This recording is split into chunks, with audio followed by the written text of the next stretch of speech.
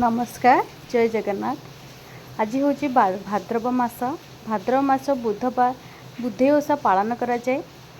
एई वर्षर यह हूँ तृतीय पाली। एथिरे शिल और शिलपुआ को माँ पुओ करी हलदी रे स्थापन करा जाए बुद्धि और बामन को। मंदार फूल विभिन्न प्रकार फूल दे माँ को पूजा करा जाए। गुआ बसई गुआ नड़िया बसा जाए। दीप धूप नैवेद्य दे माँ पूजा करा जाए। मु मध्य एही ओषा करूअछि। छुआंकर उत्तम स्वास्थ्य आउ सेमानकर मंगल कामना करी घरे घरे माँ माने यही पूजा पालन करती। माँ के पाखे मु एतिकी मागुची भिक्षा मागुची मो छुआ को भलरे रख और दुनियार सबू माँ छुआ को भलरे रख सेमानकर मंगल कामना करंतु।